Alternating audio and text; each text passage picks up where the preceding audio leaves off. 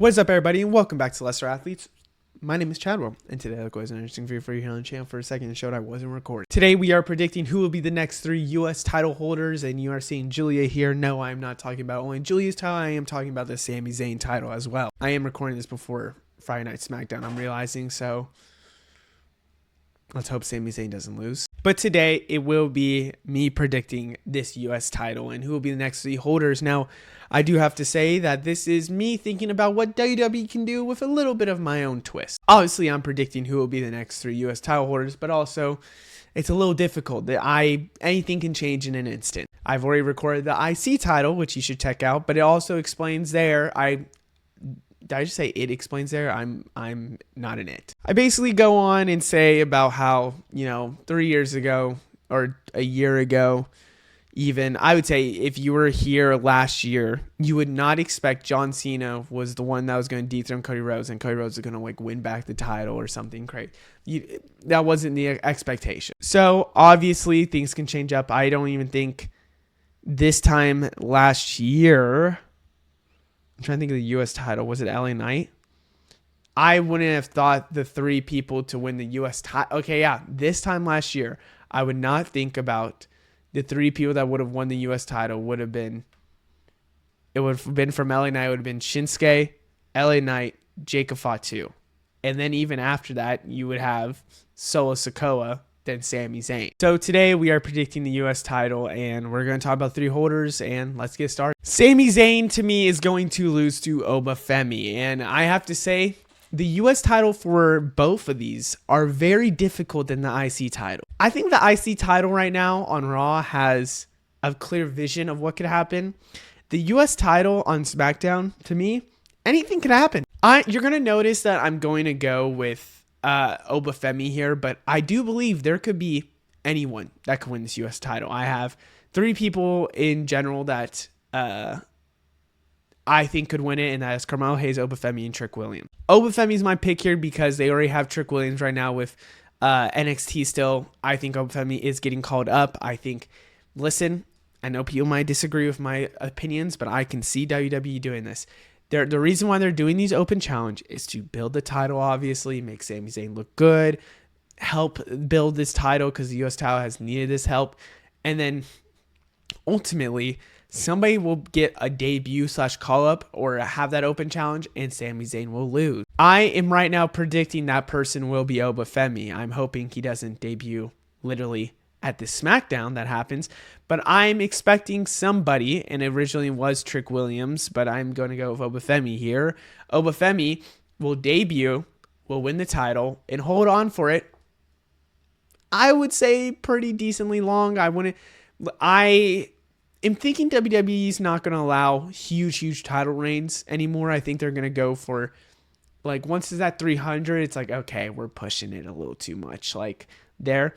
I don't think Obafemi's going to hold this on for a year, but I do believe that what we're going to see is Obafemi, then to maybe somebody else in shorter times, and then Obafemi could win this again, and then that's when we actually have the crazy reign. I also believe that with Sami Zayn, it has to be somebody that's young in your building talent. He did it with Braun Breaker. I would do it again with either Carmelo Hayes, Trick Williams, or Obafemi. I originally thought Aleister Black, I wanted to see how they would book this title reign. Luckily enough, I think that's not going to happen anymore because I think it is Obafemi. Now, who does Obafemi lose to? That's the real question here. And I'm saying Carmelo Hayes. I think there's 2 things that could happen with Carmelo Hayes. I think these are the 2 options. One, he goes to Raw and goes for the IC title.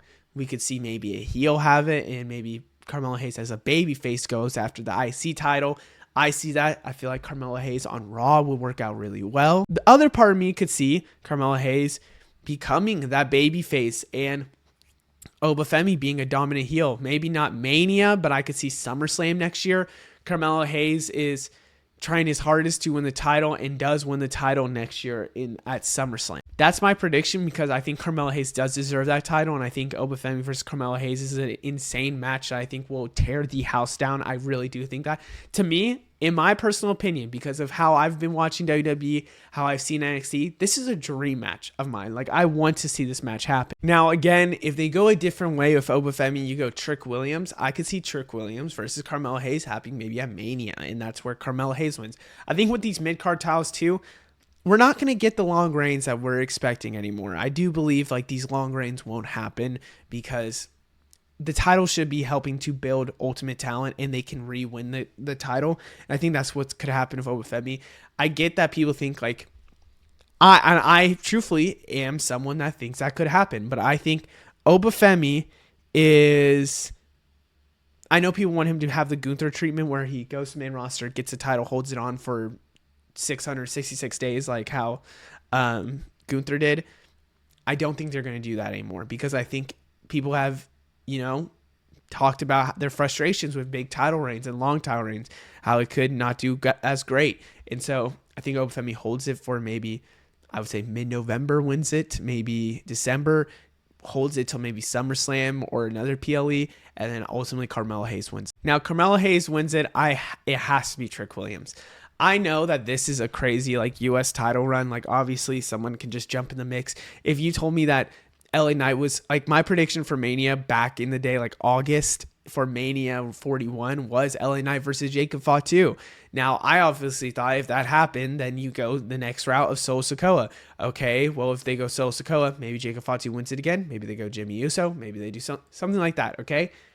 Obviously they went with a different route with Sami Zayn. Same thing could happen here. If Obafemi also is holding on to this U.S. title, it might not be Carmelo Hayes. It could be Ricky Saints again, Javon Evans, if someone comes to the main roster because he's holding on for so long. Like a veteran. It could be anybody. So I'm just going to... Actually, you know what? That just reminded me of who I was going to say. Drew McIntyre is who I was originally thinking of doing for Obafemi. That just reminded me because Drew needs it for a Grand Slam champ. Maybe Obafemi holds that title for so long that it's Drew McIntyre versus Obafemi for the U.S. title. But I, of course, am going Carmelo Hayes. And I feel like with Carmelo Hayes having the title maybe around SummerSlam-ish, I would say you give him this title for a few months and then maybe we go to a PLE like Bad Blood, WrestlePalooza, something that's a little, maybe Survivor Series the next year. And Carmelo Hayes loses to Trick Williams. And I think you have a heel Trick Williams going against Bayface Carmelo Hayes. Maybe by this time it's a little switch, but I do think that's the route we would go. Because this is a feud that I see on top like a... Kevin Owens and Sami Zayn. I really just see the route of them going this way because this is an incredible feud and I kind of want one of these guys to go against each other for a championship. I think it makes sense. Listen. This U.S. title, I have no idea how they're going to do it because right now Julia's just going against random people. I hope she holds this title on for a long time, at least till Mania.